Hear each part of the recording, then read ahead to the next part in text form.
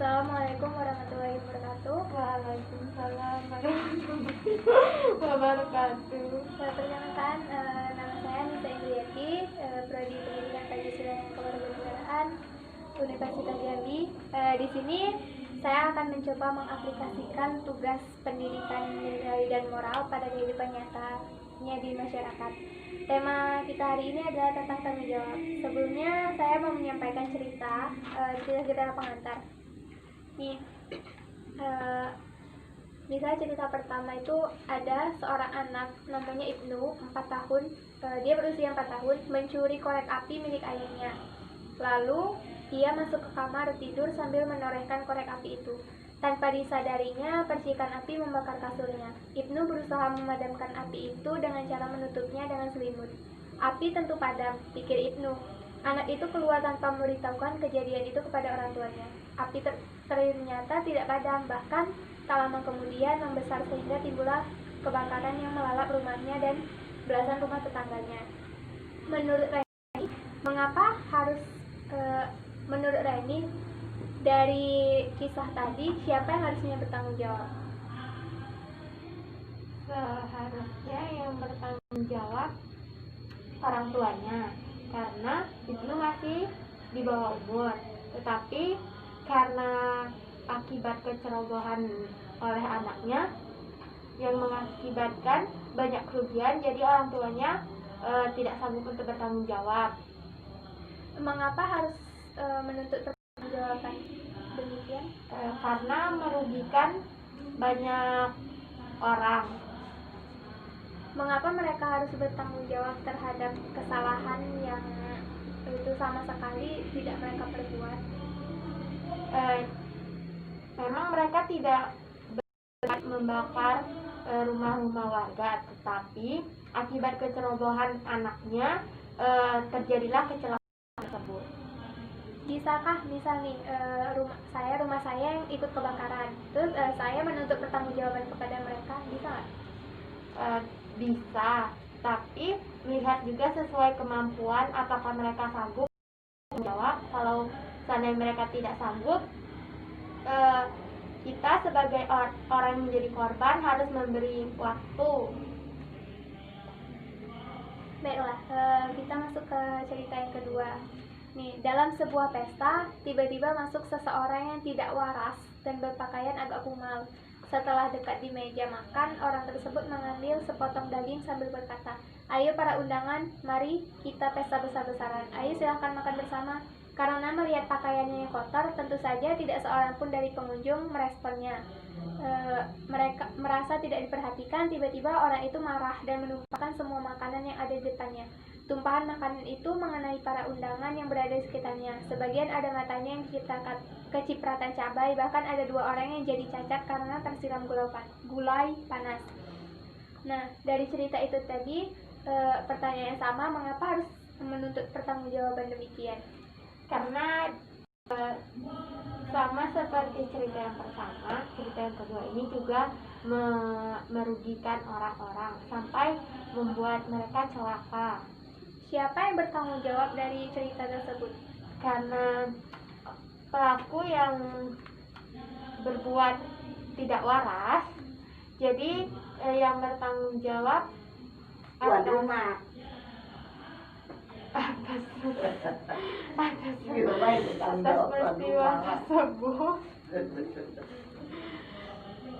Orang yang memiliki acara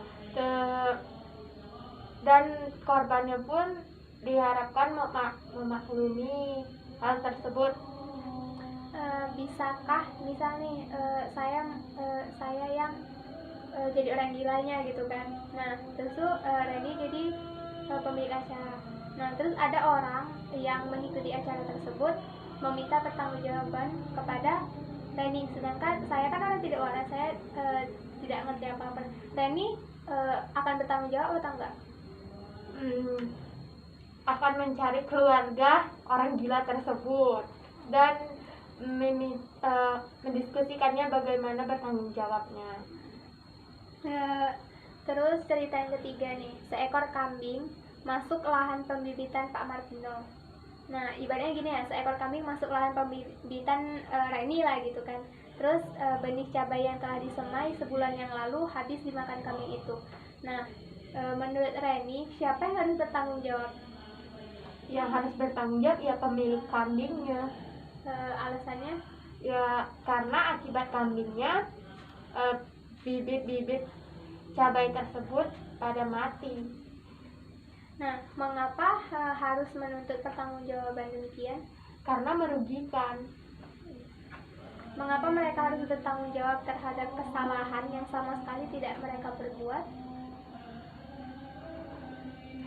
Ya, ibaratnya kan pemilik kambing nih. Nah, kenapa pemilik kambing itu harus menuntut pertanggungjawaban? Kenapa pembibit cabai? Iya, mengapa pembibit cabai itu meminta pertanggungjawaban pemilik kambing, sedangkan pemilik kambing kan tidak tahu apa-apa?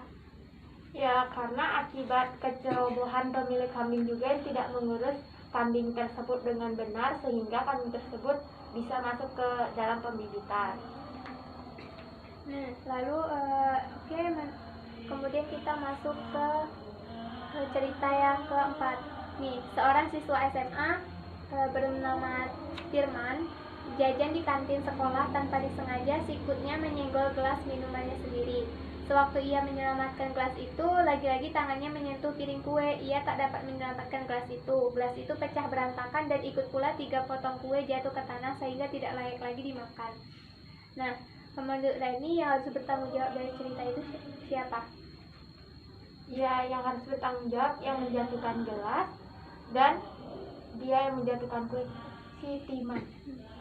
Si Timan yang harus bertanggung jawab. Mengapa mereka harus bertanggung jawab? Mengapa mereka harus bertanggung jawab? Ya, karena si Timan telah memecahkan gelas dan menjatuhkan kue pemilik kantin. Mengapa kasus gelas ini harus yang bertanggung jawab adalah Timan, sedangkan 3 kasus tadi itu kan dialihkan gitu kan ke orang lain, pemilik, ke orang yang itu gitu. Apakah siswa tadi dibebaskan dari tanggung jawabnya? Dengan kasus yang ini, si Timan tidak bisa dibebaskan dari tanggung jawabnya karena itu kesalahan dirinya sendiri. Dirinya sendiri pun sanggup untuk menggantinya dan memang harus bertanggung jawab. Coba deh Reni simpulkan dari 4 cerita tadi. Menurut Reni apa kesimpulannya?